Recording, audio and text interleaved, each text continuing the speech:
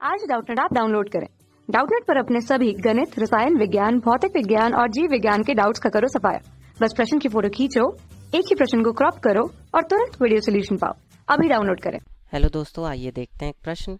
कक्षा 9 में आपने पढ़ा है कि किसी त्रिभुज की एक माध्यिका उसे बराबर क्षेत्रफलों वाले दो त्रिभुजों में विभाजित करती है और उस त्रिभुज ABC के लिए इस परिणाम का सत्यापन कीजिए जिसके शीर्ष A ये, B ये और C ये हैं।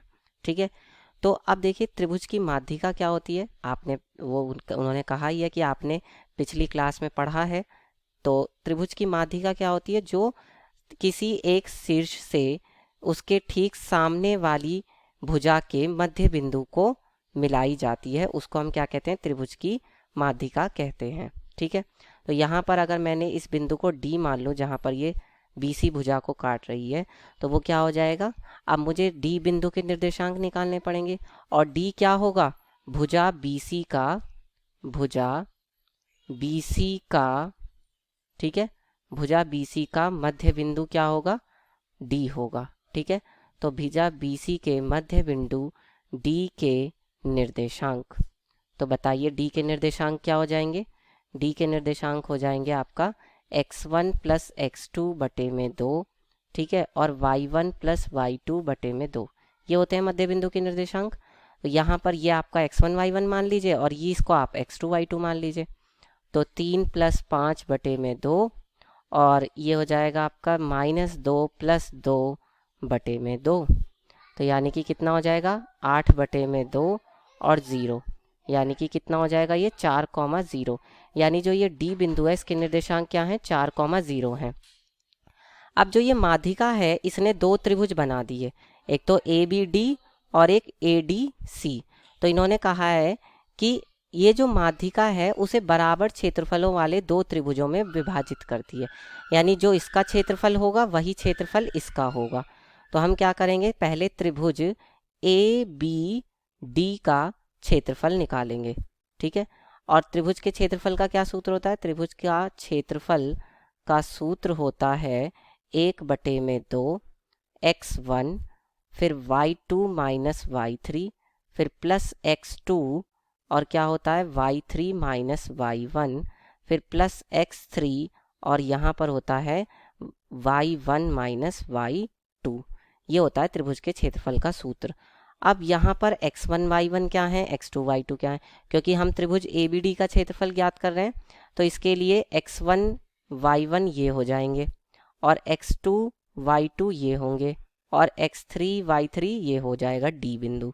अब यहाँ पर जरा लगाइए सूत्र, तो क्या हो जाएगा? 1/2 x1 का मान है 4, y2 माइनस y3 है -2 माइनस y3 है 0, फिर प्लस x2 कितना है? 3 और y3 माइनस y3 0, y1 है -6 यानी ये प्लस का 6 हो जाएगा, फिर प्लस x3 कितना है? 4 और y1 है -6 और फिर क्या है? माइनस y2 है आपका -2 यानी ये प्लस का 2 हो जाएगा। ठीक है, अब ये इसको हम हल करते हैं तो ये कितना आ जाएगा? 1/2 और ये हो जाएगा 4 माइनस के 2 प्लस 3 गुणा में 6 और ये हो जाएगा 4 गुणा में 6 में से 4 जाएगा -4। ठीक है, तो यहाँ से ये कितना हो जाएगा? 1/2 ये हो जाएगा -4 दूनी 8 प्लस 6 × 18 और 4 चौक 16। ठीक है, तो यहाँ से ये कितना आ जाएगा? 1/2 16 और 8 कितना हो जाएगा? 24 में से 18 घट जाएगा। तो यहाँ कितना आ जाएगा? ये 1/2। ठीक है, 1/2 और गुणा में कितना आएगा? -6 आ जाएगा। अब देखिए ये कितना आ जाएगा? 2 एकम 2 और 2 तिया 6, तो ये आ रहा है यहाँ पे -3। अब यहाँ पर आप जानते हैं चूँकि क्षेत्रफल जो है, किसी का भी क्षेत्रफल कभी ऋणात्मक नहीं होता, कभी भी ऋणात्मक नहीं होता।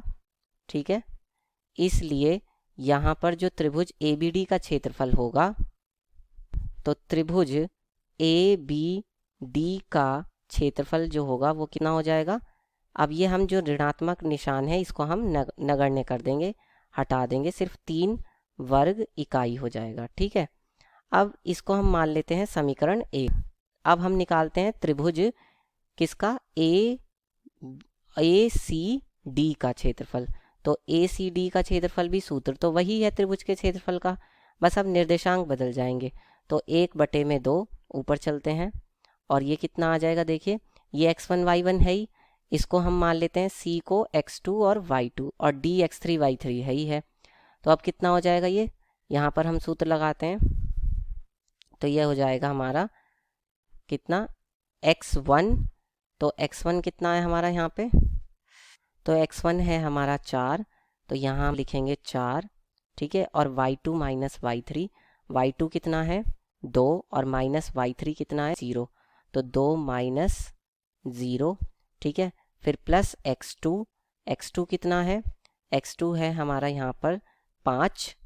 ठीक है, और फिर क्या आएगा y3 माइनस y1 माइनस क्या है y3 माइनस y1, तो y3 कितना है 0 और y1 कितना है माइनस का 6, तो 0 माइनस माइनस का 6 यानी प्लस का 6 हो जाएगा।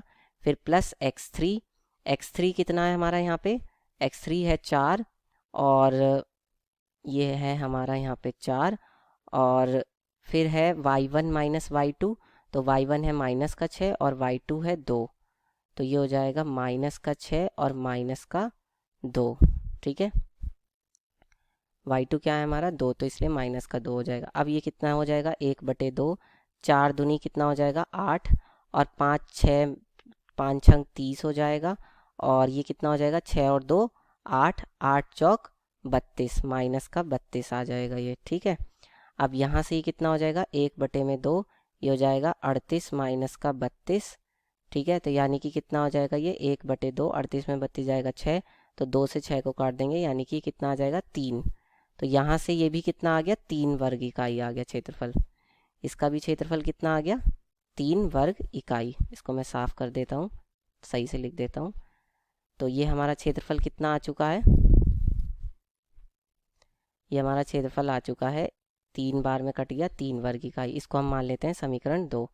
तो हम यहाँ पे कह देते हैं समीकरण 1 और 2 की तुलना पर, समीकरण 1 व 2 की तुलना